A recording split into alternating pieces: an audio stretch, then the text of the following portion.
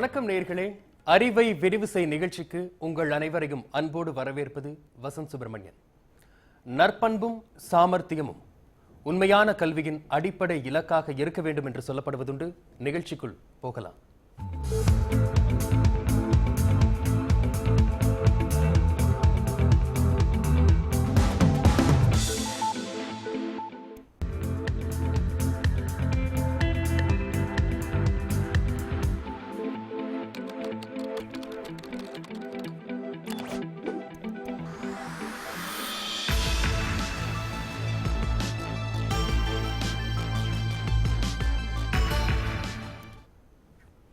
சமீபத்தில் ஐஐடி மாணவர்களால் வெளியிடப்பட்ட ஒரு ஆய்வறிக்கையின்படி இந்த ஆண்டு ஐஐடியில் சேர்ந்துள்ள மாணவர்களில் 50% அதிகமானோர் சுயமாக படித்து நுழைவுத் தேர்வில் வெற்றி பெற்றுள்ளனர் என தெரிவிக்கப்பட்டுள்ளது.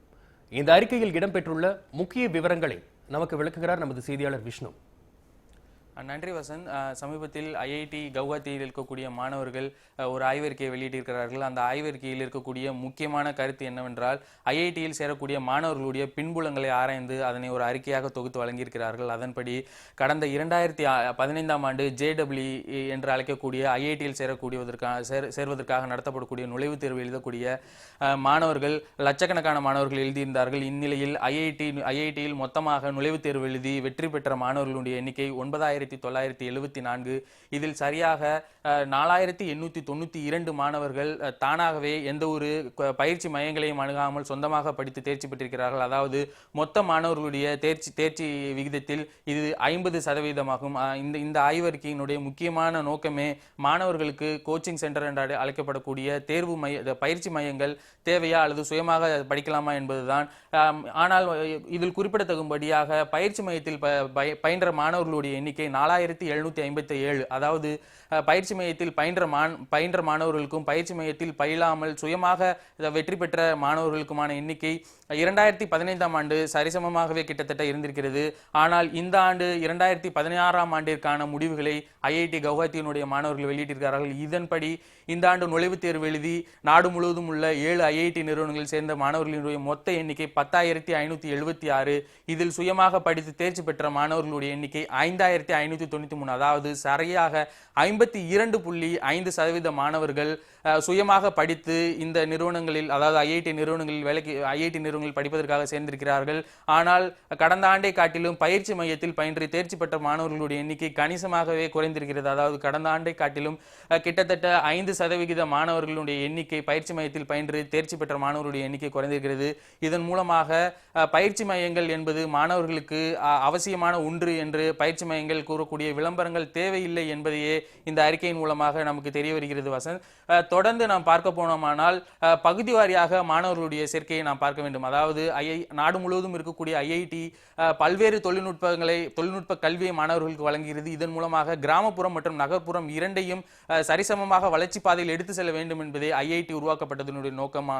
ஆனால் இது சரியாக நிறைவேறுகிறதா என்று பார்த்தோமானால் அது சரியாக நிறைவேறவில்லை என்பதே நமக்கு ஆய்வறிக்கையினுடைய முடிவுகள் காட்டுகிறது. அதாவது கிட்டத்தட்ட 10,000 மாணவர்கள் வருடந்தோறும் படிக்கக்கூடிய ஐஐடியில் நகர்ப்புறத்தில் இருந்து 75% மாணவர்களும் கிராமப்புறத்தில் இருந்து 25% மாணவர்கள் மட்டுமே இருக்கிறார்கள். அதாவது நகர்ப்புறத்தினுடைய வளர்ச்சி கிராமப்புறத்தை காட்டிலும் கிட்டத்தட்ட 3 மடங்கு அதிகமாக இருப்பதாகவே இந்த ஆய்வினுடைய முடிவுகள் நமக்கு காட்டுகிறது. அடுத்து நாம் பார்த்தோமானால் மாநிலம் வாரியாக மாணவர்களுடைய சேர்க்கை விகிதத்தை நாம் பார்க்கலாம். இந்த ஆண்டு 10,000க்கும் அதிகமான மாணவர்கள் ஐஐடியில் நுழைந்துள்ள நிலையில் ராஜஸ்தான் மாநிலத்தில் இருந்து அதிகபட்சமாக 1,646 மாணவர்கள் நுழைந்திருக்கிறார்கள். அதாவது கிட்டத்தட்ட 15%க்கான மாணவர்கள் ராஜஸ்தான் மாநிலத்தில் இருந்து சென்றிருக்கிறார்கள். இதற்கு முக்கிய காரணமாக ராஜஸ்தான் மாநிலத்தில் இருக்கக்கூடிய பல்வேறு பயிற்சி மையங்கள் இருப்பதாகவே கூறப்படுகிறது. தொடர்ந்து அடுத்ததாக நாம் பார்த்தோமானால் உத்தரப்பிரதேச மாநிலத்தில் 1,458 மாணவர்கள் தேர்ச்சி பெற்றிருக்கிறார்கள். அதனை தொடர்ந்து மகாராஷ்டிரா மாநிலத்தில் இருந்து 974 மாணவர்கள் தேர்ச்சி பெற்றிருக்கிறார்கள். இந்த 3 மாநிலங்களையே முதல் 3 இடங்களை பிடித்திருக்கிறது. அதனைத் தொடர்ந்து மற்ற மாநிலங்களை பார்த்தோமானால் மகாராஷ்டிராவை தொடர்ந்து நமக்கு மாநிலம் வாரியாக பார்த்தோமானால் மத்திய பிரதேச மாநிலத்தில் 842 மாணவர்கள் தேர்ச்சி பெற்று ஐஐடிக்குள் சென்றிருக்கிறார்கள். அதனைத் தொடர்ந்து பொருளாதார ரீதியாக பின்தங்கிய மாநிலம் என்று அழைக்கக்கூடிய பீகார் மாநிலத்திலிருந்து 829 மாணவர்கள் ஐஐடிக்குள் சென்றிருக்கிறார்கள். அதற்கு அடுத்தபடியாக சமீபத்தில் இரண்டாக உடைக்கப்பட்ட ஆந்திரா மற்றும் தெலுங்கானா மாநிலத்தில் இருந்து தலா 824 மாணவர்கள் ஆந்திரா மாநிலத்தில் இருந்தும் தெலுங்கானா மாநிலத்தில் இருந்து 786 மாணவர்களும் சேர்ந்திருக்கிறார்கள். அதாவது 2 ஆண்டுகளுக்கு முன்பு வரை ஒன்றாக இருந்த ஆந்திரா மாநிலத்தை சேர்த்து கொண்டோமானால் கிட்டத்தட்ட நமக்கு ராஜஸ்தானை விட அதிக அளவு மாணவர்களை ஐஐடிக்குள் கொண்டு சேர்ப்பதற்கான எண்ணிக்கை ஆந்திரா மாநிலம் தந்திருக்கிறது. அதை 2ஆக பிரித்ததினால் அந்த ஆந்திரா மாநிலம் 5வது 6வது இடங்களுக்கு பின்தங்கி இருக்கிறது. அதனை தொடர்ந்து ஹரியானா மாநிலத்தில் 430 மாணவர்கள் தேர்வு செய்திருக்கிறார்கள். இதற்கு அடுத்தபடியாக இருக்கக்கூடிய மாநிலங்கள், பல்வேறு மாநிலங்கள் மாணவர்களுடைய எண்ணிக்கையின் அடிப்படையில் இருக்கிறது. தொடர்ந்து நாம் பார்த்தோமானால் பழங்குடியினர் அதிகமாக வசிக்கக்கூடிய ஜார்க்கண்ட் மாநிலத்திலிருந்து 400 மாணவர்களும், அதிகமாக நடுத்தர மக்கள் வசிக்கக்கூடிய டெல்லி மாநிலத்திலிருந்து 362 மாணவர்கள் ஐஐடியில் நுழைந்திருக்கிறார்கள். அதனை தொடர்ந்து கிட்டத்தட்ட இந்தியாவில் உள்ள பெரும்பான்மையான மாநிலங்களை நாம் பார்த்துவிட்டோம். ஆனால் தமிழ்நாட்டை பொறுத்தவரை இந்த பட்டியலில் முதல் 12 இடங்களில் இல்லை. நாம் தொடர்ந்து பார்க்கலாம். அதை மேற்கு வங்க மாநிலத்தில் 287 மாணவர்களும், குஜராத் மாநிலத்தில் 251 மாணவர்களும் ஐஐடிக்குள் இந்த ஆண்டு தேர்ச்சி பெற்றிருக்கிறார்கள். ஆனால் தமிழ்நாட்டை பொறுத்தவரை 117 மாணவர்கள் மட்டுமே இந்த ஆண்டு தேர்ச்சி பெற்றிருக்கிறார்கள். இதற்கு முக்கிய காரணமாக தமிழ்நாட்டில் இருக்கக்கூடிய கல்வி வாரியத்தில் பல்வேறு மாறுதல்கள் செய்யப்பட வேண்டும் என்பதே இங்கு இருக்கக்கூடிய கல்வியாளர்களின் கருத்தாக இருக்கிறது. வசந்த், விஷ்ணு, ஐஐடியில் மாநில வாரியாக மாணவர்களின் சேர்க்கை பற்றி தெரிவித்தீர்கள். குறிப்பாக 50% மேலான மாணவர்கள் சுயமாக படித்து ஐஐடி தேர்வில் தேர்ச்சி பெறுகிறார்கள் என்ற தகவலையும் பகிர்ந்து கொண்டீர்கள். நன்றி விஷ்ணு. ஐஐடியில் சேர்ந்துள்ள தமிழக மாணவர்களின் எண்ணிக்கை இந்த ஆண்டு கணிசமாக குறைந்துள்ளது குறித்து காரணங்களை அலசுகிறது இந்த செய்தி தொகுப்பு. ஐஐடி கவுஹாத்தி மாணவர்களால் நடத்தப்பட்ட ஒரு ஆய்வின்படி இந்த ஆண்டு நாடு முழுவதும் உள்ள ஐஐடிகளில் சேர்ந்துள்ள மாணவர்களில் தமிழகத்தைச் சேர்ந்த மாணவர்களின் எண்ணிக்கை 1% மட்டுமே என தெரியவந்துள்ளது. அதிக அளவில் மாணவர்களை ஐஐடிக்கு அனுப்பிய மாநிலங்களின் பட்டியலில் தமிழ்நாடு முதல் 10 இடங்களுக்குள் இல்லை. இதற்கு முக்கிய காரணம் தமிழ்நாட்டில் தேர்வுகளை முன்னிறுத்தியே பாடம் கற்பிப்பதுதான் என்கிறார் கல்வியாளர் ராஜகோபாலன்.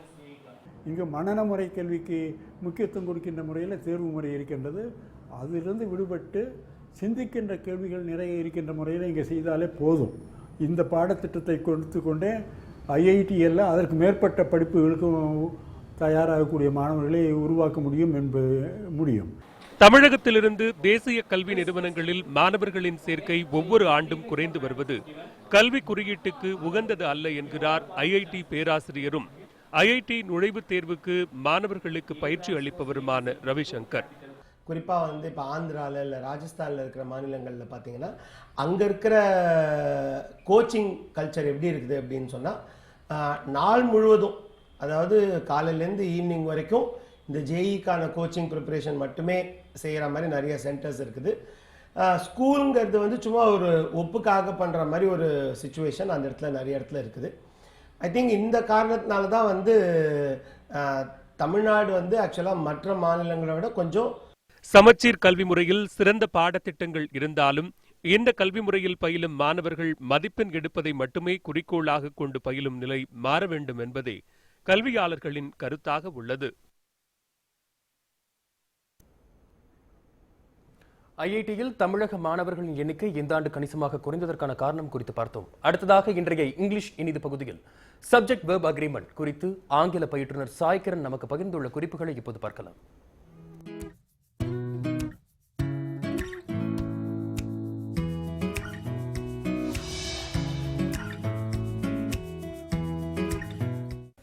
ஹாய்.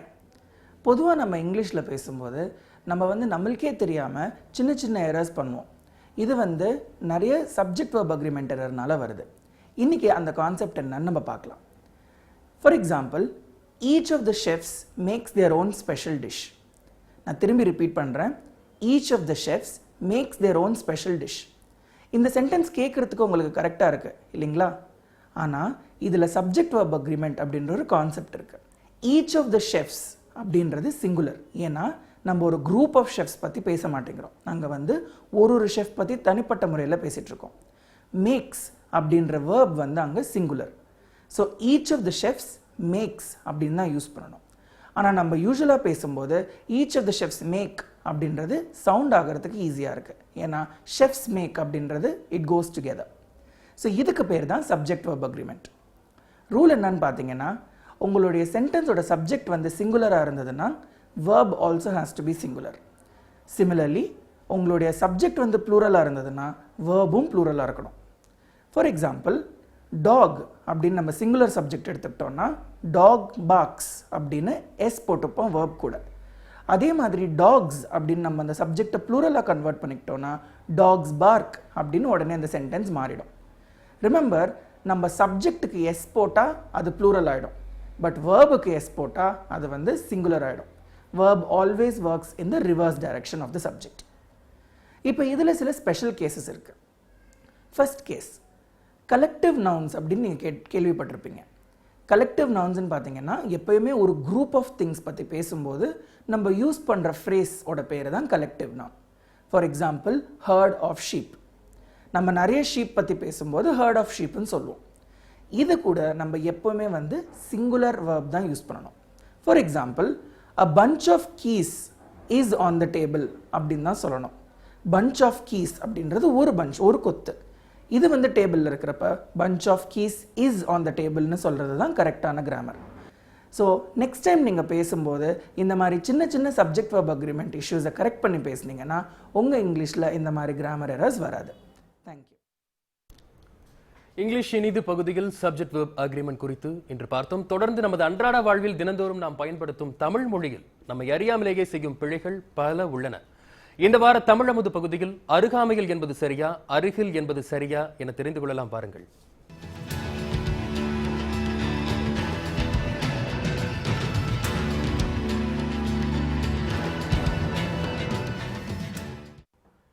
நண்பர்களே, மேலை நாடுகளில் எல்லா வீடுகளிலும் அகராதியை வைத்திருப்பார்கள் என்று சொல்வார்கள். அந்த நம்பிக்கையில் நான் சொல்லுகிறேன், உங்கள் வீட்டிலும் ஒரு தமிழ் அகராதி நிச்சயமாக இருக்கும். அப்படி ஒரு அகராதி இருக்குமானால் அந்த அகராதியை எடுத்து அருகு என்ற சொல்லுக்கு என்ன பொருள் போட்டிருக்கிறார்கள் என்று பாருங்கள். அருகு என்பதற்கு அண்மை, பக்கம் என்று பொருள் போட்டிருப்பார்கள். அண்மை, பக்கம் என்று சொல்லுகிற போது அருகாமை என்று சொன்னால் என்ன பொருள் போட்டுவிடும்? அண்மையில் இல்லாத தன்மை, பக்கத்தில் இல்லாத பள்ளி என்றல்லவா அதற்கு பொருள் ஏற்பட்டுவிடும். அப்போது அருகாமை பள்ளி என்று நாம் சொல்வது எவ்வளவு பெரிய பிழையாகி விடுகிறது. அப்போது மொழியில் எல்லோரும் சொல்கிறார்களே, இந்த பிழையான சொல் எப்படி பயன்பாட்டிற்கு வந்திருக்கும்? அது வேறொன்றும் இல்லை நண்பர்களே, அருகமை பள்ளி என்று யாரோ ஒருவர் சொல்லி இருக்கக்கூடும். அருகமைப்பள்ளி, அருகமைப்பள்ளி, அருகமைப்பள்ளி என்ற அந்த சொல் பயன்பாடு பரவலாகிற போது யாரோ ஒருவர் அருகாமைப்பள்ளி என்று அதை சொல்லியிருக்க வேண்டும்.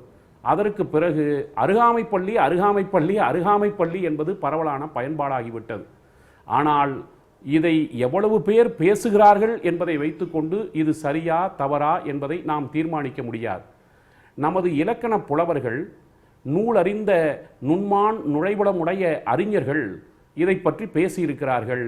அருகு என்று சொன்னால் அண்மை என்றும் பக்கம் என்றும் தான் பொருள் என்று அவர்கள் சொல்லியிருப்பதனால் அருகாமை பள்ளி என்று நாம் சொல்வது தவறான பயன்பாடு. அருகில் அமைந்துள்ள பள்ளி, அருகமை பள்ளி என்று சொல்லிக் கொள்வதற்கு இனிமேலாவது நாம் பழகிக்கொள்வோம். நன்றி, வணக்கம். ஆங்கிலம் மற்றும் தமிழ் மொழியில் நாம் அன்றாடம் தவறாக பயன்படுத்தி வரும் சில வார்த்தைகளை குறித்தும் அதை எப்படி சரியாக உபயோகிக்க வேண்டும் என்பது குறித்தும் இந்த பகுதியில் பார்த்தோம். அடுத்த சில வாரங்களில் IBPS மற்றும் குரூப் 4 தேர்வுகளுக்கான அறிவிப்புகள் வெளியாக உள்ளன. மாணவர்கள் பலரும் இதற்கு ஆயத்தமாக தேர்வாகிக் கொண்டிருக்கிறார்கள். இவை இரண்டும் போட்டித் தேர்வுகளுக்கு கீழ் வருகின்றன. போட்டித் தேர்வுகள் என்றால் என்ன, போட்டித் தேர்வுகளை எவ்வாறு எதிர்கொள்வது, மாணவர்கள் எவ்வாறு தங்களை அதற்காக தயார்படுத்திக் கொள்வது போன்ற பல்வேறு கேள்விகள் எல்லாம் போட்டித் தேர்வுகள் பற்றிய அடிப்படை புரிதலை வழங்கக்கூடிய ஒரு தொகுப்பை இப்போது பார்க்கலாம். அரசு மற்றும் அரசு சார்பு நிறுவனங்கள் நடத்தும் போட்டித் தேர்வுகளுக்கு எப்போதும் இல்லாத அளவிற்கு தற்போது வரவேற்பு அதிகரித்து வருகிறது. ஆண்டுதோறும் இந்த போட்டித் தேர்வுகளை எழுதுபவர்களின் எண்ணிக்கை அதிகரித்து வருவது இதை உறுதிப்படுத்துகின்றது. கல்லூரி படிப்பை முடித்தவுடன் நல்ல வேலையில் அமர்ந்துவிட வேண்டுமென ஒவ்வொருவரும் விருப்பப்படுகின்றனர். அவர்களுக்கான வேலைவாய்ப்பை வழங்க தனியார் துறைகள் களத்தில் இருந்தாலும் அரசு வேலையையே பெரும்பாலான மாணவர்கள் விரும்புகின்றனர். காரணம் பணி பாதுகாப்பு, நிலையான வருமானம்.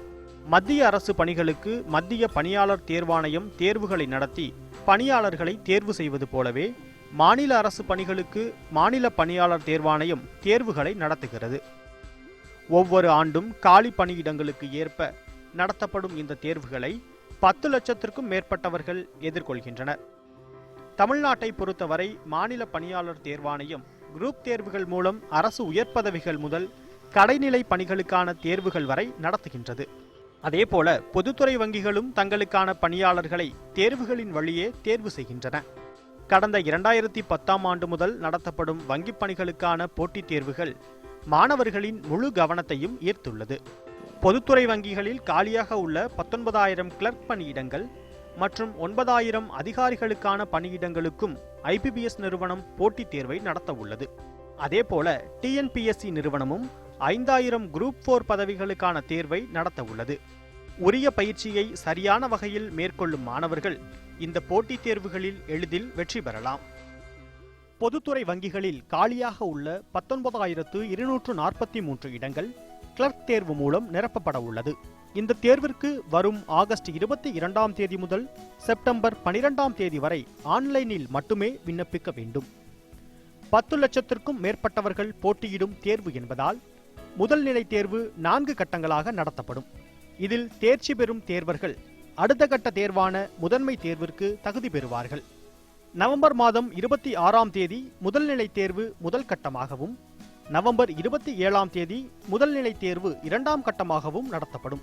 அதன் பிறகு மீதமுள்ள தேர்வுகளுக்கு டிசம்பர் 3 மற்றும் 4 தேதிகளில் அடுத்த கட்ட தேர்வுகள் நடத்தப்படும். 4 கட்ட தேர்வுகளும் முடிவடைந்தவுடன் டிசம்பர் 2வது வாரத்தில் முதல்நிலை தேர்வின் முடிவுகள் வெளியிடப்படும். காலி பணியிடங்களின் எண்ணிக்கை மற்றும் தேர்வெழுதும் தேர்வர்களின் எண்ணிக்கை ஆகியவற்றிற்கு ஏற்ப முதல்நிலை தேர்வின் தேர்ச்சி மதிப்பெண்கள் நிர்ணயிக்கப்படும். முதல்நிலை தேர்வில் தேர்ச்சி பெற்றவர்களால் மட்டுமே முதன்மை தேர்வை எழுத முடியும். கிளர்க் தேர்வில் நேர்முக தேர்வு இல்லாததால் இதில் பெறும் மதிப்பெண்களே வங்கிப் பணியை உறுதி செய்கின்றன. நேர்களே, போட்டித் தேர்வுகள் குறித்த அடிப்படையான சில தகவல்களை பார்த்தோம். இந்த வாரம் நிகழ்ச்சியில் நாம் IBPS தேர்வு மற்றும் குரூப் 4 தேர்வுகளுக்கு மாணவர்கள் எவ்வாறு தயாராவது என்பது குறித்து பார்க்கவிருக்கின்றோம். இவை பற்றி பேசுவதற்காக குரூப் 4 தேர்வுகளில் மாணவர்கள் எவ்வாறு சாதிக்கலாம், அவை எவ்வாறு குரூப் 4 தேர்வுகளில் தேர்ச்சி பெறுவது என்பதை விளக்குவதற்காக அரங்கத்திற்கு கல்வியாளர் திரு பாஸ்கரன் கிருஷ்ணமூர்த்தி வந்திருக்கிறார். அவரை வரவேற்கிறோம். வணக்கம் சார். அதேபோல் வங்கி தேர்வுகள் மிக மிக முக்கியமாக மாணவர்கள் மத்தியில் பார்க்கப்படுகிறது. அது அந்த காலமானாலும் சரி, இந்த காலமானாலும் சரி, வங்கி தேர்வுகளுக்கு மாணவர்கள் முக்கியத்துவம் கொடுத்துக் கொண்டே இருக்கிறார்கள். வங்கி தேர்வுகளை எவ்வாறு எதிர்கொள்வது என்பதை பற்றி விளக்குவதற்காக வங்கி தேர்வுகள் பயிற்சியாளர் திரு ஹரிஹரசுதன் அரங்கத்திற்கு வந்திருக்கிறார். அவரை வரவேற்போம். வணக்கம் சார். திரு பாஸ்கரன் கிருஷ்ணமூர்த்தி, IIT பொறுத்த வரைக்கும் 50% மேல மாணவர்கள் சுயமா படிச்சு தான் பாஸ் ஆயிருக்காங்க அப்படின்னு சொல்லி ஒரு அறிக்கையில பார்த்திருந்தோம். போட்டித் தேர்வுகளுக்கு இந்த கோச்சிங் கிளாஸஸ், கோச்சிங் சென்டர்ஸ் இதெல்லாம் எந்த அளவுக்கு தேவைப்படுது? மாணவர்கள் அதில் போனால் தான் பாஸ் ஆக முடியும் அப்படிங்கிற மாதிரி ஒரு நினைப்பு இருக்கிறாங்க. நிச்சயமாக இல்லை. இன்ஃபேக்ட் நமக்கு இதுக்காக ஒரு நியூஸ் எயிட்டினுக்கு நான் நன்றி சொல்லணும் தனிப்பட்ட முறையில். ஏன்னா நம்ம தொடர்ந்து ஒவ்வொரு முறையும் சொல்லிக்கொண்டே வருகிறோம். பயிற்சி வகுப்புகள் மூலம் உங்களுக்கு தேர்ச்சிங்கிறது இல்லை. மிக அடிப்படையாக என்ன சுயமாக படிப்பது தேர்வுகள் தான். ஆனால் என்ன அப்படின்னா ஒரு வழிகாட்டி தேவைப்படுகிறதுங்கிற அளவில் பயிற்சி வகுப்புகள் தேவை. அவங்க நான் முழுக்க நிராகரிக்கவில்லை. ஆனால் நம்ம எல்லாருக்கும் என்ன சொல்லுவோம் அப்படின்னா வழிகாட்டிகள் வழிநெடுக வருவதில்லை. வழிகாட்டிட்டு நிறுத்திடுவாங்க. ஆனால் வழியிலே பயணம் செய்ய வேண்டியவர்கள் கேண்டிடேட்ஸ் தான். அதனால் இந்த சுயமாக தயாரித்துக் கொள்வது, சுயமாக படித்துக் கொள்வதுங்கிறது தான் மிகச்சிறந்த வழி, ஆகச்சிறந்த வழி. ஆனால் பலருக்கு அதனுடைய சரியான ஒரு தெளிவான ஒரு முன்னேற்பாடுகளுக்கான ஒரு தெளிந்த சிந்தனை இல்லாமல் போயிடும். அதை தருவதற்கு தான் இது வேணுமே தவிர்த்து பயிற்சி மையங்களுக்கு போனாலுமே பயிற்சி மையங்களுக்கு போகாமல் இருந்தாலுமே 2 விஷயங்களிலுமே சுய தயாரிப்பு தான். வெற்றிக்கு பின்னால் இருக்கக்கூடியது அதுதான். ஆனால் எப்படி சென்றால் எளிதில் அணுக முடியும், எளிதில்ங்கிறது கூட சொல்ல முடியாது. சில பேருக்கு அந்த பாதை தெரியாமல் இருக்கலாம். அவர்களுக்கு வழிகாட்டுவதற்காகத்தான் பயிற்சி மையங்களை தவிர்த்து பயிற்சி மையங்கள் 100% தேர்ச்சி அப்படிங்கிறதுலாம் வேறு. அது நம்ம தவறு சொல்ல முடியாது. வணிக ரீதியாக செயல்படுகிற போது தேவைப்படுகிறது. ஆனால் சுயமாக தயாரித்து, சுயமாக உழைத்து, சுயமாக படித்து அப்படி வருகிறது தான் 100க்கு 100 பெருமை. சரி, 100க்கு 100 பேருமே அப்படி தான். பயிற்சி நிறுவனங்கள் கொஞ்சம் டிப்ஸ் கொடுக்கும், குறிப்புகளை கொடுக்கும். சற்றே எளிதாக்கலாம், பணியை சற்றே எளிதாக்கலாம். ஒரு குழப்பத்திலிருந்து வெளியே வருவதற்கான ஒரு தெளிவு கிடைக்கும். அவ்வளோதானே தவிர்த்து அது ஒரு அடிப்படை தேவையில்லை. அது இருந்தால் தான் முடியுங்கிற மாதிரி தேவையில்லை. ஆனால் இப்போ வந்திருக்க இந்த ஒரு செய்தி மிக இனிய ஒரு செய்தி. கடந்த சில ஆண்டுகளாக நாம் ஒவ்வொரு ஊராக செல்கிற போது தான் சொல்லிக் கொண்டு வருகிறோம். என்னென்னா பயிற்சி நிறுவனங்கள் எல்லா இடத்துலையும் அமைவதில்லை, தரமான பயிற்சி நிறுவனங்கள் அமைவதில்லை, தரமான பயிற்சியாளர்கள் அமைவதில்லை, பயிற்சி கட்டணம் தருவதற்கு வாய்ப்பு இல்லாமல் போகிறது. இதெல்லாம் உங்களுக்கு ஒரு தடைக்கல்லாக இருக்க முடியாதுங்கிறதுக்கான ஒரு செய்தியாக தான் இதை பார்க்குறேன். இந்த செய்தியை நான் இப்போ உண்மையாக பதிவு செய்கிறேன். சரி, நியூஸ் 18 மிக அருமையாக அந்த செய்தியை இப்போ பதிவு செய்கிறேன். சரி, தொடர்ந்து பேசலாம். திரு ஹரிஹரசுதன், எந்த மாதிரி மனநிலை கொண்ட மாணவர்கள் வந்து முதல்ல பயிற்சி மையத்தை அணுகுறாங்க? இப்போ எல்லாருமே பார்த்தீங்க அப்படின்னா ஃபர்ஸ்ட் ஒன் அவங்களோட எதிர்பார்ப்பு எல்லாருமே எனக்கு கவர்மெண்ட் ஜாப் வேணும் அப்படிங்கிறது தான். ஓகே, ஈவன் ப்ரைவேட் செக்டர்லேருந்து பீப்புள் எல்லாருமே கவர்மெண்ட் ஜாப் வேணும் அப்படிங்கிறது தான் அவங்களோட முக்கியமான எதிர்பார்ப்பாக இருக்குது. இப்போது பயிற்சி மையத்தை அணுகக்கூடிய பீப்புள் யாரெல்லாம் இருக்காங்க அப்படின்னு பார்த்தீங்க அப்படின்னா degree final year, okay, degree final year பண்ணிக்கிட்டு இருக்கக்கூடிய பீப்புளும், ஆல்ரெடி கவர்மெண்ட் அதாவது ப்ரைவேட் செக்டாரில் ஒர்க் பண்ணிக்கிட்டு இருக்கக்கூடிய பீப்புளும் பயிற்சி மையத்தை அணுக ஆரம்பிக்கிறாங்க. ஓகே, காரணம் என்ன அப்படின்னா எனக்கு ஒரு சரியான வழிகாட்டுதல் சார் சொன்ன மாதிரி தான். இப்போ ஆல்ரெடி அவங்க ப்ரிப்பேர் பண்ணி ஓகே டைரெக்டாக அவங்க எக்ஸாம் எழுதும்போது அவங்களுக்கு அந்த ஒரு எளிமையான அந்த வழிமுறை கிடைக்கிறதுக்கு கொஞ்சம் டைம் ஆகுது. ஓகே, அதனால இதே இது அவங்க டைரெக்டாக பயிற்சி மையத்தை அணுகும்போது என்ன ஆகுது அப்படின்னா அவங்களுக்கான அந்த வழிமுறை, அந்த தேர்ச்சி முறை இதெல்லாம் ரொம்ப எளிமையா அந்த ஃபார்முலா வந்து ஈஸியா உங்களுக்கு கிடைச்சிடுது. அவ்வளவுதான். சரி, தொடர்ந்து பேசலாம். நேயர்களே, உங்களுடைய கேள்விகளை நீங்களும் கேட்கலாம். 7338560449 என்ற தொலைபேசி எண்ணுக்கு தொடர்பு கொண்டு உங்களது கேள்விகளை கேளுங்கள். மேலும் ஒரு எண் 7338560551 என்ற எண்ணிற்கும் தொடர்பு கொண்டு உங்களது கேள்விகளை முன்வையுங்கள். தற்பொழுது கடலூரில் இருந்து ரமேஷ் அழைத்திருக்கிறார், அவரோட பேசலாம். வணக்கம் ரமேஷ், உங்கள் கேள்வி என்ன?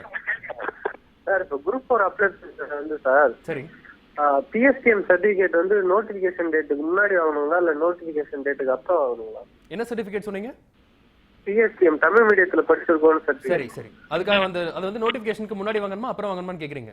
ஆமா சார். சரி, நிகழ்ச்சிக்கு நன்றி. தொடர்ந்து நிகழ்ச்சி பாருங்கள், இதற்கான ஆலோசனை பார்க்கலாம். திரு பாஸ்கர், அது அறிவிக்க வந்ததுக்கு அப்புறம் கூட கொடுக்கலாம். அவங்க என்ன சொல்றாங்க அப்படின்னா இந்த தேர்வுக்கு விண்ணப்பிக்கிற போது தேவையில்லை, ஆனால் தேர்வுக்கு விண்ணப்பிக்கிற போது அவங்க பண்ணியிருக்கணும்.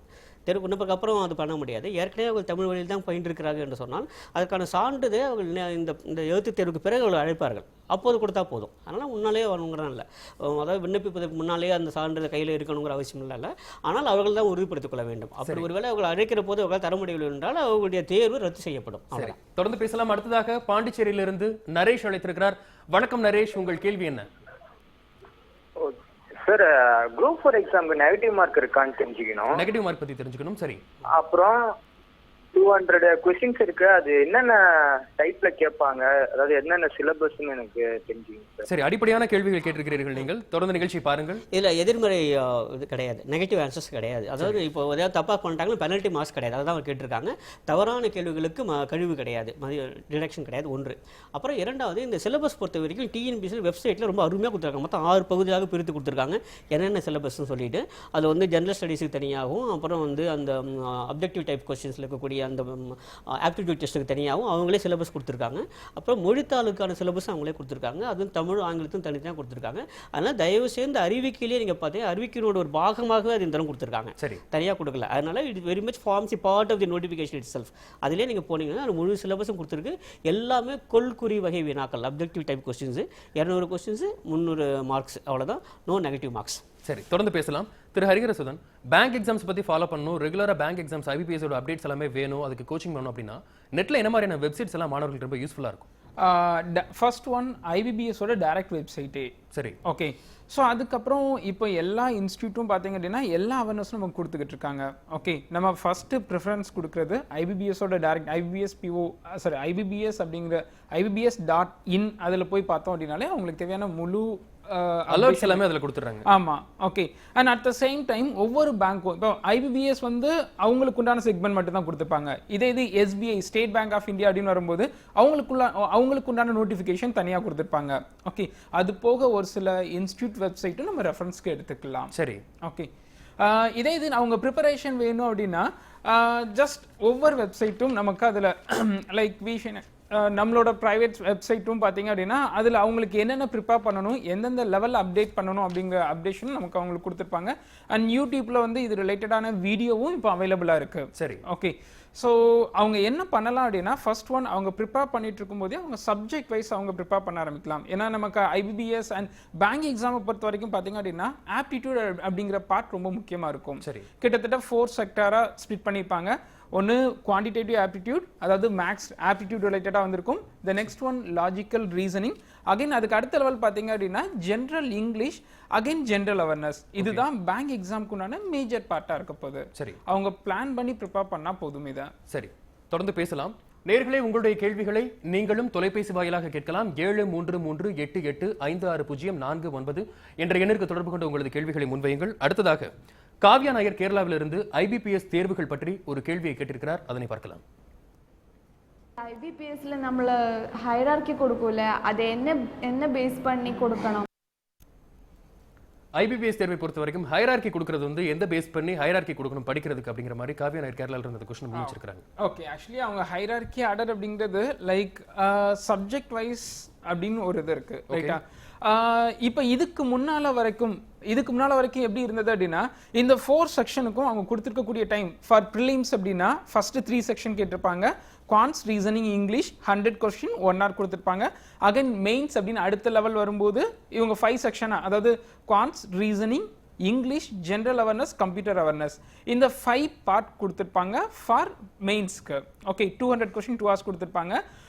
இப்போ லாஸ்ட் இந்த SBIல இருந்து பேட்டர்ன் சேஞ்ச் பண்ணியிருக்காங்க. என்ன பேட்டர்ன் சேஞ்ச் பண்ணியிருக்காங்க அப்படின்னா, இதுக்கு முன்னால இந்த மெயின்ஸ் அதாவது ப்ரிலிம்ஸ் பொறுத்த வரைக்கும் அந்த 100 கொஸ்டின் 1 hour இட்ஸ் காமன் தான். நம்ம எந்த செக்ஷன்னாலும் ஃபர்ஸ்ட் அட்டன் பண்ண முடியும்.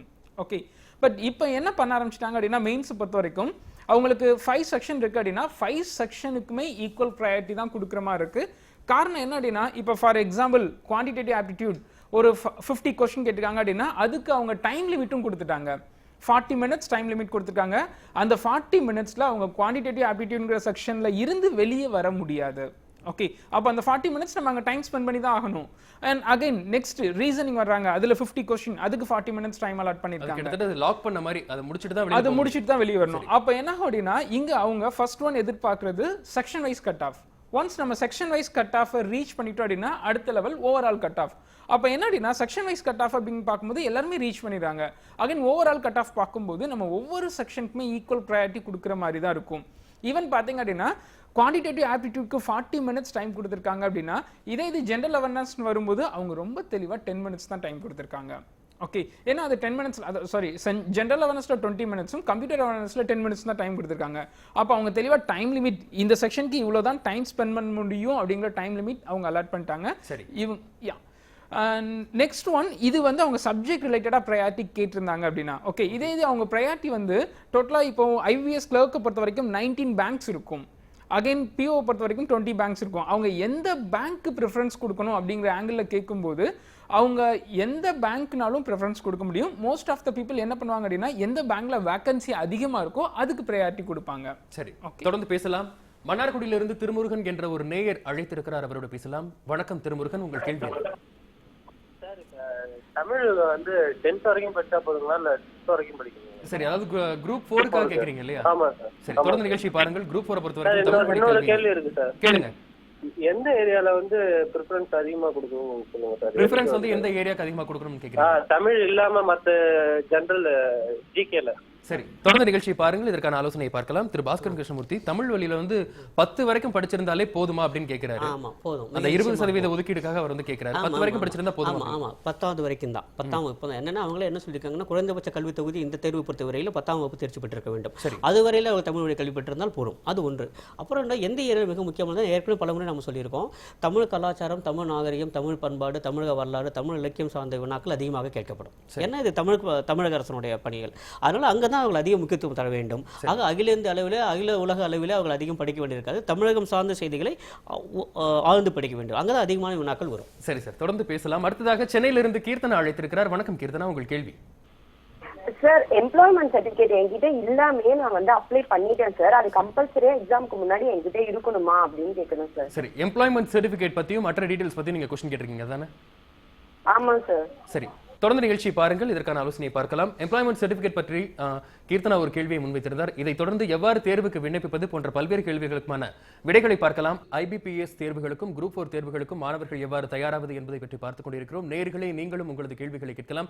73388604 என்ற எண்ணிற்கும் உங்களது கேள்விகளை வைக்கலாம். அதேபோல் 7338856051 என்ற எண்ணிற்கும் தொடர்பு கொண்டு உங்களது கேள்விகளை முன்வையுங்கள். அதற்கான ஆலோசனைகள் இன்றைய நிகழ்ச்சியில் வழங்கப்பட இருக்கின்றன.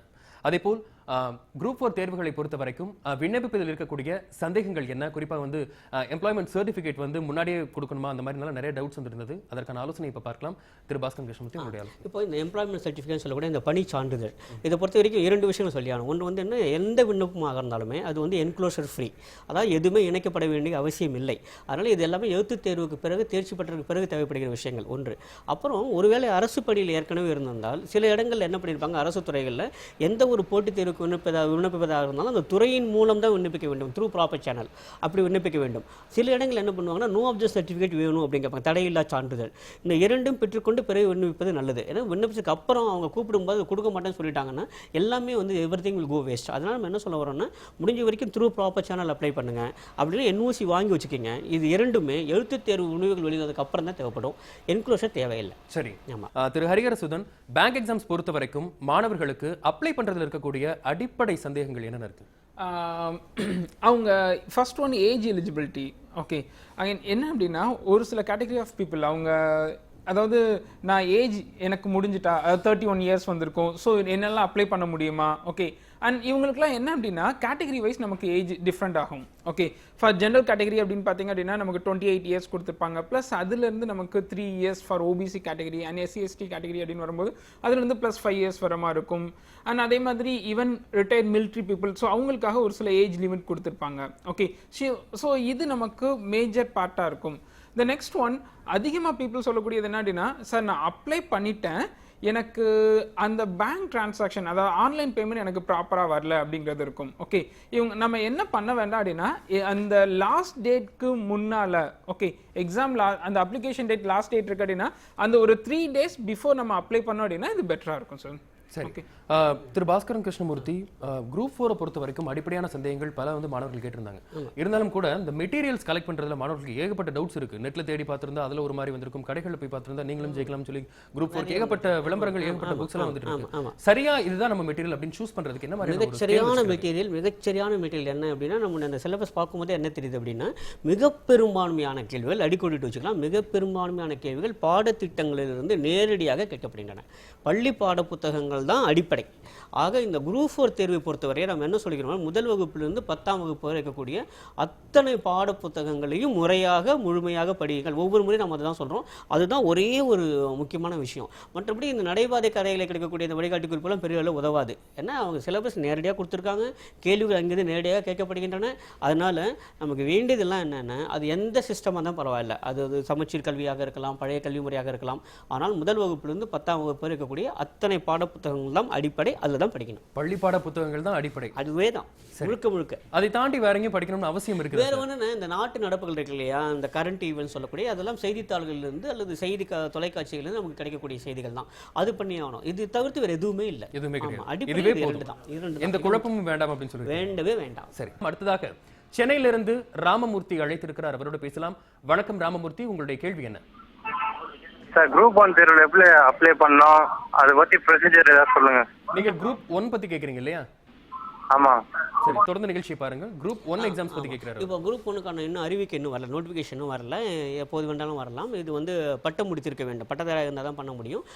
இது வந்து மிக உயரிய ஒரு போஸ்ட், கிட்டத்தட்ட ஒரு யூபிஎஸ்சியோட சிவில் சர்வீஸ் எக்ஸாம்ஸ் அளவுக்கு கடினமான ஒரு பதவி. இது வந்து ஒரு டிஸ்கிரிப்டிவ் டைப்பாக இருக்கும். ஸோ விளக்கமாக பதில் எழுதியாக வேண்டும், அதில் அனலைஸ் பண்ணி நிறைய விஷயங்கள் எழுத வேண்டி வரும். அதனால் சற்றே ஆழமாக இவர் படிக்க வேண்டும். மற்றபடி இன்னும் அறிவிக்கை வரவில்லை, அறிவிக்கை வந்ததுக்கப்புறம் இவர் பண்ணலாம். ஆனால் ரிஜிஸ்ட்ரேஷன் வந்து எப்போ இருக்க ஒரே ரிஜிஸ்ட்ரேஷன் தான். டிஎன்பிஎஸ்சியில் ஒரு முறை போய் நம்ம பதிவு செய்து விட்டால் 5 ஆண்டுகளுக்கு எல்லா போட்டித் தேர்வுகளுக்கும் ஒரே ரிஜிஸ்ட்ரேஷன் தான். ரிஜிஸ்ட்ரேஷன் வேணால் இப்போ கூட பண்ணலாம். குரூப் 4க்கு இப்போ ஓப்பன் ஆகும்.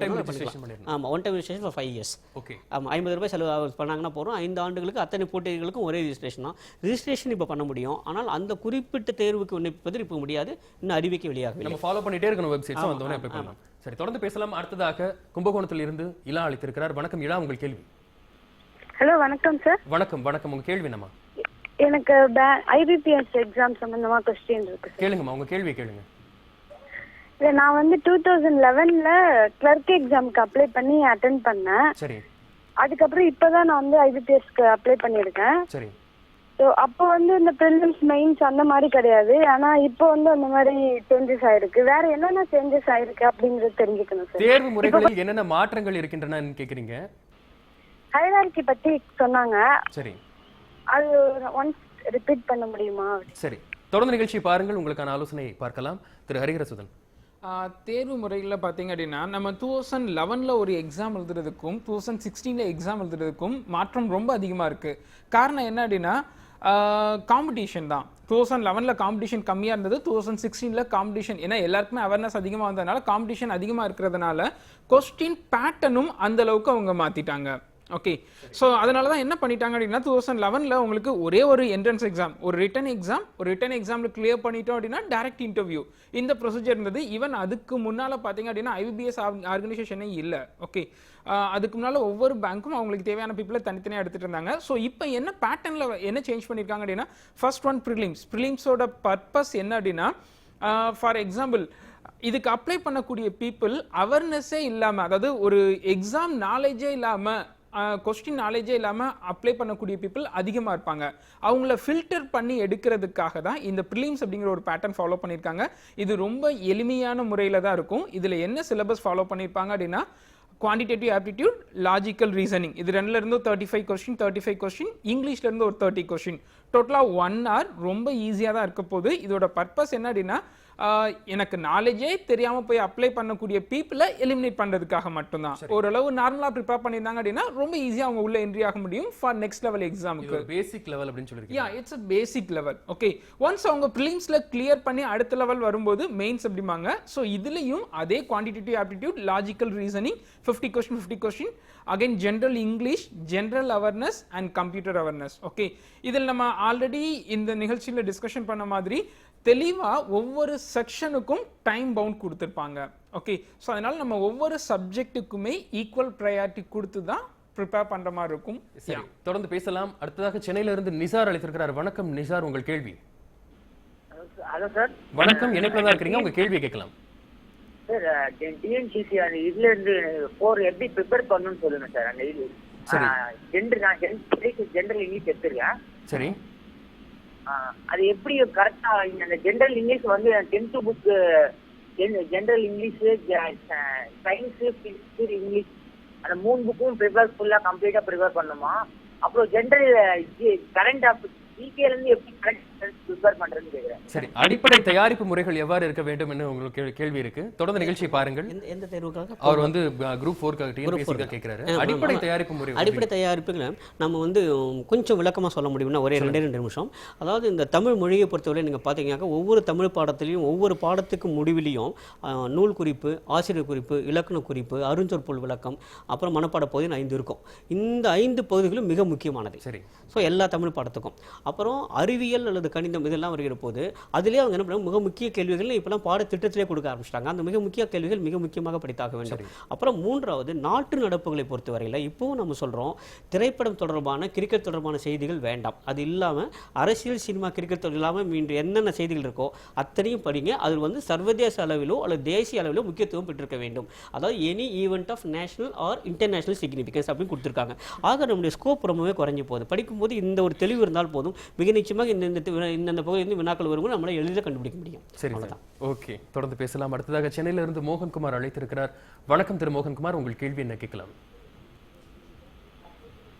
மோகன்குமார், இணைப்பில் தான் இருக்கிறீங்க, உங்க கேள்வியை கேட்கலாம். சார், இணைப்பில் தான் இருக்கிறீங்க, உங்க கேள்வியை கேட்கலாம் திரு மோகன்குமார்.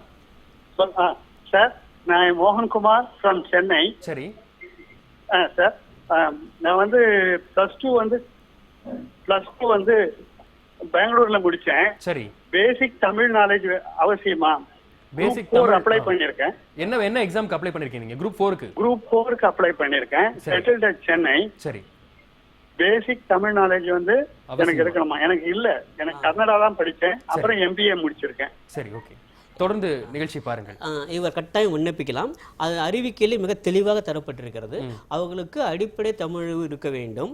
அப்படி இல்லாத பட்சத்தில் பணியில் சேர்ந்து 2 ஆண்டுகளுக்குள்ளாக அடிப்படை தமிழரை வளர்த்துக் கொள்ள வேண்டும். அதற்கான ஒரு தேர்வு துறையிலேயே நடத்தப்படும். எந்த துறையில் போகிறோம் அங்கே நடத்தப்படும். அந்த துறை தேர்வில் இவர்கள் வெற்றி பெற வேண்டும். ஒருவேளை 2 ஆண்டுகளுக்குள்ளாக அந்த அடிப்படை தமிழறிவு தேர்வில் வெற்றி பெற முடியாமல் போனால் தேர்வு ரத்தாகும். ஆக இவர்களுக்கு மிக நிச்சயமாக விண்ணப்பிக்கலாம். அதுக்கு எந்த ஒரு தடையும் இல்லை. 2 ஆண்டுகளுக்கு என்ன இப்போ தமிழ் பேச வருது, அதை என்ன தெரியுமா போட்டிருக்காங்க இவங்களுக்காக சொல்கிறேன், 2ஆம் வகுப்பு தமிழறிவு அப்படின்னு தான் போட்டிருக்காங்க. ஆக அடிப்படை தமிழறிவு மிக நிச்சயமாக 2 ஆண்டுகளில் அவரை கற்றுக்கொள்ள முடியும். விண்ணப்பிக்கலாம். தொடர்ந்து பேசலாம். அடுத்ததாக ராமலட்சுமி என்கிற ஒரு நேயர் அழைத்திருக்கிறார். வணக்கமா, உங்க கேள்வி என்ன? நான் வந்து பிஎஸ்சி மேத்ஸ் கம்ப்ளீட் பண்ணிட்டேன் சார். சரி, இப்போ வந்து குரூப் 1க்கு வந்து நான் எப்படி அந்த எக்ஸாமுக்கு அப்ளை பண்றது, அதுல என்னென்ன மாதிரி கொஸ்டின் கேட்பாங்க, அதுல எப்படி நான் செலக்ட் ஆயிட்டேன்னா அதுக்கப்புறம் மேற்படி எப்படி நாங்க போய் அப்ளை பண்றது, அதை பத்தி கொஞ்சம் சொல்லுங்களேன். குரூப் 1 பத்தி கேக்குறீங்க இல்லையா? எஸ். சரிம்மா, தொடர்ந்து நிகழ்ச்சி பாருங்கள், இதற்கான ஆலோசனையை பார்க்கலாம். குரூப் 1 தேர்வுக்கு எவ்வாறு தயாராவது, அதற்கான அடிப்படை புரிதல்கள் என்னென்ன இருக்கின்றன என்பன போன்ற பல்வேறு கேள்விகளும் வந்து கொண்டே இருக்கின்றன. இன்றைய நிகழ்ச்சியில் IBPS பற்றியும் குரூப் 4 தேர்வுகள் பற்றியும் பல்வேறு கேள்விகளுக்கான ஆலோசனைகளை பார்த்துக் கொண்டிருக்கிறோம். அதே சமயம் குரூப் 1 பற்றியும் பலரும் தங்களுடைய கேள்விகளை கேட்டுக்கொண்டே இருக்கிறார்கள். தொடர்ந்து பேசலாம். திரு பாஸ்கரன் கிருஷ்ணமூர்த்தி, குரூப் 1 பத்தி பல்வேறு கேள்விகள் எழுகின்றன. இப்போ குரூப் 1 பொறுத்த வரைக்கும் என்ன பார்த்தீங்கன்னா, எப்பவுமே ஒரு ஹையர் லெவலுக்கு நம்ம போகிற போது அந்த போட்டித் தேர்வுகள் மிகவும் கடினமானதாக இருக்கும்.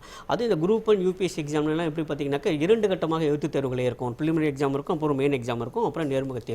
இது எல்லாருக்கும் பொதுவாக நம்ம சொல்லக்கூடியது என்னன்னா, அந்த முதல்நிலை தேர்வுங்க நம்ம சார் சொன்ன மாதிரி அது வந்து ஒரு it's more a matter of filtering process ஆக்சுவலாக அது. So it more of a filtering ப்ராசஸ்ங்கிறனால என்ன ஆகும்னா, வடிகட்டுவது அவங்க முக்கியமான நோக்கமாக இருக்கும் முதல்நிலை தேர்வில். அடுத்த நிலை தேர்வு வரும் போது இட்ஸ் செலெக்ஷன் ப்ராசஸ் ஆக்சுவலாக. ஆக தேர்வு பெறும் அப்படிங்கிற ஒரு ஐடியாவோட இருக்கக்கூடிய. ஸோ இது வந்து ஒரு மாதிரி ஒரு நெகட்டிவ் டெண்டன்சியோட தான் இதில் இருக்கும். இது வந்து ஒரு பாசிட்டிவ் டெண்டன்சி இருக்கும். என்ன ரெண்டுக்கு வித்தியாசம் அப்படின்னா, இதில் வந்து அடிப்படை கேள்விகள் முதல்நிலையில் இருக்கும். சரிங்களா? It will be more like factual questions. எப்போ என்ன நடந்தது, யார் என்ன பண்ணாங்க, அந்த மாதிரிலாம். 2ஆம் நிலைக்கு வருகிறப்போ தங்களோட கருத்துக்களே அவங்க சொல்ல வேண்டி வரும். இதை பற்றி உங்களோட கருத்துக்கள் என்ன அப்படின்னு சொல்ல வேண்டி வரும். So it will more like an analytical exam 2வது. ஆக 2வது வருகிற போது டிஸ்கிரிப்டிவ் டைப்பாக விரிவாக பதில்கள் எழுதக்கூடிய விஷயங்களாக இருக்கும். முதல் முறையாக வருகிற போது அது அப்ஜெக்டிவ் டைப்பாக வெறும் டிக் போட்டு போகிற மாதிரி இருக்கும். இது அடிப்படை வித்தியாசம். ஏற்பாடு எப்படி ப்ரிப்பேர் பண்ணணும் அப்படின்னு நீங்கள் பார்த்தீங்கன்னா, முதல்ல ஃபேக்சுவல்ஸாக ரொம்ப ஸ்ட்ராங்காக இருக்கணும், பேசிக்ஸாக ஸ்ட்ராங்காக இருக்கணும். அப்போ தான் முதல் நிலையை வெற்றி பெற முடியும். பல பேர் எடுத்தோன்னே 2ஆம் நிலைக்கு போட ஆரம்பிச்சாங்க. அப்படி வேண்டாம். தயவு செய்து அடிப்படை உண்மைகளை அடிப்படை அறிவில் ரொம்ப ஆழமாக தெரிஞ்சு வச்சுக்கோங்க. அப்போ தான் அடுத்த நிலைக்கு செல்ல முடியும். இதை வைத்து தான் உங்களுடைய சொந்த கருத்துக்களும் விவரித்துக்க முடியும். ஸோ நம்ம என்ன சொல்லுவாங்க அப்படின்னா, இன்ஃபார்ம்டு ஒப்பீனியன் சொல்லுவாங்க இல்லையா, அதுதான் 2வது நிலை. இன்ஃபர்மேஷனுங்கிறது முதல் நிலை. இப்படி தான் போய் ஆகணும். தொடர்ந்து பேசலாம். அடுத்ததாக சென்னையிலிருந்து பிரியதர்ஷினி தன்னுடைய கேள்வியை, வங்கி தேர்வுகள் சம்பந்தமான தன்னுடைய கேள்விகளை கேட்கிறார். அதனை பார்க்கலாம். நான் ப்ரிலிமினரி, மெயின், அப்புறம் வந்து இன்டர்வியூவில் வந்து பாஸ் ஆகிட்டேன். என்னுடைய ஸ்கோர் எவ்வளோ நாளைக்கு வந்து வேலிடிட்டியாக இருக்கும், அதோடைய செலெக்ஷன் ப்ராசஸ் எப்படி இருக்கும்? சரி, தொடர்ந்து பேசலாம். ஓகே, ஆக்சுவலி இதுக்கு முன்னால், அதாவது ஃபஸ்ட்டு IBPSல தான் நமக்கு என்ன இருந்தது அப்படின்னா, அந்த ஸ்கோர் கார்டு அது வந்து 1 இயர்க்கு வேலிடிட்டி, ஆர் இவ்வளோ எக்ஸாமில் வேலிடிட்டி அப்படிங்கிறது இருந்தது. ஓகே, ஸோ இப்போ இந்த IBPS பொறுத்த வரைக்கும் என்ன அப்படின்னா, அவங்க ப்ரிலிமினரி, மெயின்ஸ், இன்டர்வியூ கிளியர் பண்ணிட்டாங்க அப்படின்னா டேரெக்டாக IBPSங்கிற ஆர்கனைசேஷன் அவங்களுக்குன்னு ஏதாவது ஒரு சில பேங்க், அவங்களோட ப்ரிஃபரபிள் பேங்க் அவங்க கொடுத்துருப்பாங்க. அதாவது அவங்க அப்ளை பண்ணும்போது, விண்ணப்பிக்கும் போது அவங்க ஒரு PO அப்படின்னா கிட்டத்தட்ட 20 பேங்க் இருக்கும். ஃபார் கிளரிக்கல் அப்படின்னா 19 பேங்க்ஸ் இருக்கும். ஓகே, இந்த பேங்க்காக அவங்க ஒரு ஆர்டர் ப்ரையாரிட்டி கொடுத்து அவங்க அப்ளை பண்ணியிருப்பாங்க. ஸோ அந்த ப்ரையாரிட்டி பேஸ் பண்ணியும் அவங்களோட மார்க் அடிப்படையிலையும் அவங்களோட மார்க் எந்த பேங்க்கு மேட்ச் ஆகுது, ஸோ இதை பேஸ் பண்ணி IBPSங்கிற ஆர்கனைசேஷன் ஃபர்ஸ்ட் இந்த 1 இயர்க்குள்ளேயே உங்களுக்கு செலெக்ஷன் ப்ராசஸ் கொடுத்துருவாங்க. ஓகே, இந்த பேங்க் எக்ஸாம் பொறுத்த வரைக்கும் நமக்கு ரொம்ப அதிகமான நாட்களும் தேவைப்படாது. ஃபார் எக்ஸாம்பிள், இப்போ நமக்கு அப்ளை பண்ணியிருக்கோம் இந்த IBPS POவும் சரி, கிளர்க்கும் சரி, நெக்ஸ்ட் ஏப்ரலுக்குள்ளே நமக்கு ஸ்டார்ட் பண்ணுற மாதிரி இருக்கும் அவங்க ஜாப்ல என்ட்ரி ஆகிறது. அதே மாதிரி பேங்க் எக்ஸாம்ஸை பொறுத்த வரைக்கும் கரண்ட் அஃபேர்ஸ், இப்போ இருக்கக்கூடிய ஜென்ரலாக இருக்கக்கூடியது, GK, இதெல்லாமே வந்து எந்த அளவுக்கு யூஸ்ஃபுல்லாக இருக்குது, அதை வந்து நிராகரிச்சுட்டு போயிடுறாங்க அப்படிங்கிற மாதிரிலாம் பேசப்பட்டு வருது. அது எந்த அளவுக்கு இம்பார்ட்டன்ட்? அது வந்து actually current affairs and general awareness இந்த பார்ட் எல்லாமே இப்போ இருக்கக்கூடிய ஸ்டேட்டஸில் ரொம்ப முக்கியமான பார்ட்டாக இருக்குது. என்ன காரணங்களுக்காக அப்படின்னா, கிட்டத்தட்ட 40 கொஸ்டின் அதுலேருந்து நமக்கு வர ஆரம்பிக்குது, ரைட்டா? So each and every question is more important. Okay, even நமக்கு லாஸ்ட் IBPSல கட் ஆஃப் கிட்டத்தட்ட பார்த்தீங்கன்னா SBIயில் 100 கொஸ்டின், அதாவது இந்த 100 மார்க்குக்கு அரௌண்ட் 22.25 மார்க்கு தான் கட் ஆஃபே கிட்டத்தட்ட அந்த ரேஞ்சில் தான் ஃபிக்ஸ் பண்ணாங்க. அப்போ இதில் வரக்கூடிய ஒவ்வொரு மார்க்குமே ரொம்ப ரொம்ப முக்கியமானதாக இருக்கும். அவங்க கரண்ட் அஃபேர்ஸ்க்கு அவங்க அதிகமாக என்ன ப்ரிஃபரன்ஸ் கொடுக்கலாம் அப்படின்னா, நியூஸ் பேப்பர் ரீடிங் ஹேபிட் அவங்க உள்ளே கொண்டு வராங்க அப்படின்னா ரொம்ப முக்கியமானதாக இருக்கும். சரி, தொடர்ந்து பேசலாம். மேற்கு வங்கத்திலிருந்து சின்மயிலகா தன்னுடைய கேள்வி கேட்கிறார். அதனை பார்க்கலாம். I have completed my BE Mechanical Engineering, and what is my future scope in this banking? Mechanical engineering முடிச்சிருக்காரு. பேங்கிங்ல வந்து தன்னுடைய ஃபியூச்சர் எப்படி இருக்கும் அப்படின்னு கேட்குறாரு. லைக் அவங்க மெக்கானிக்கல் இன்ஜினியரிங் முடிச்சிருக்காங்க அப்படின்னா பொதுவாக அவங்க கிளரிக்கல் கேடர் ஆஃபீஸர், ப்ரொஃபஷனரி ஆஃபீஸர், இந்த 2 லெவல் ஆஃப் எக்ஸாமும் அவங்க எலிஜிபிளாக இருப்பாங்க. ஓகே, கிளரிக்கல் கேடர் ஆஃபீஸரை பொறுத்த வரைக்கும் இட்ஸ் ஃப்ரண்ட் ஆஃபீஸ் பீப்புள் அப்படிம்பாங்க. இவங்களோட வேக்கன்சி, இவங்களோட ஒர்க் பணிகள் எல்லாமே எப்படி இருக்கும் அப்படின்னா it's uh cashier, accounter, teller. Okay, so இந்த லெவலில் வரக்கூடிய பணிகள் எல்லாமே வர்ற மாதிரி இருக்கும். Again next level probationary officer. Probationary ஆஃபீஸரை பொறுத்த வரைக்கும் இவங்களுக்கு அடுத்த லெவல் இவங்க தான் கிட்டத்தட்ட அசிஸ்டன்ட் பிரான்ச் மேனேஜர். ஸோ இந்த கேட்டகரியில் வரக்கூடிய பீப்புளாக இருப்பாங்க. ஓகே, ஸோ இவங்களோட பணிகள் அப்படின்னா இது ரெண்டுக்குமே அவங்க எலிஜிபிளாக இருப்பாங்க. தென் அதே மாதிரி ஸ்பெஷலிஸ்ட் ஆஃபீஸர் அப்படிங்கிறது ஸ்பெசிஃபிக்காக அடுத்த நெக்ஸ்ட் லெவலாக இருக்கும். நம்ம ஒரு கவர்மெண்ட் பேங்கிங் செக்டருக்குள்ளே என்ட்ரி ஆகணும் அப்படின்னா இந்த 3 வழிகள் தான் இருக்குது. ஸ்பெஷலிஸ்ட் ஆஃபீஸரோட பர்பஸ் என்ன அப்படின்னா அவங்க ஸ்பெசிஃபிக் டிகிரி முடிச்சிருந்தா மட்டும்தான் எலிஜிபிளாக இருப்பாங்க. ஃபார் எக்ஸாம்பிள் லா ஆஃபீஸர் அப்படின்னா லா டிகிரி முடிச்சிருக்கணும். ஐடி ஆஃபீஸர்னா ஐடி டிகிரி முடிச்சிருக்கணும். ஸோ லா, ஐடி, மார்க்கெட்டிங், அக்ரிகல்ச்சரல். ஸோ இதுதான் ஸ்பெஷலிஸ்ட் ஆஃபீஸருக்கு உண்டான மேஜர் பார்ட்டாக இருக்கும். அரங்கத்திற்கு வந்து வங்கித்துறை தொடர்பான பல்வேறு கேள்விகளுக்கு உங்களுடைய ஆலோசனைகளை வழங்கியிருந்தீர்கள். மிக்க நன்றி திரு ஹரிஹரசுதன். வணக்கம் சார். அரங்கத்திற்கு வந்து குரூப் 4, குரூப் 1, குரூப் 2 போன்ற பல்வேறு கேள்விகளுக்கான உங்களுடைய ஆலோசனைகள் வழங்கியமைக்கு நன்றி திரு பாஸ்கரன் கிருஷ்ணமூர்த்தி. நேர்களே, இந்த வார நிகழ்ச்சியில் வங்கித் தேர்வுகள் மற்றும் குரூப் 4 தேர்வுகளுக்கு மாணவர்கள் எவ்வாறு தயாராவது என்பதை பார்த்தோம். ஒவ்வொரு வாரமும் நமது அறிவை விரிவு செய்யும் நிகழ்ச்சியில் பல்வேறு முக்கிய கல்வி குறித்த உங்களுடைய கேள்விகளுக்கும் வேலைவாய்ப்பு குறித்த உங்களுடைய கேள்விகளுக்கும் ஆலோசனைகளை பார்க்கவிருக்கின்றோம். மீண்டும் மற்றொரு நிகழ்ச்சியில் சந்திப்போம். வணக்கம்.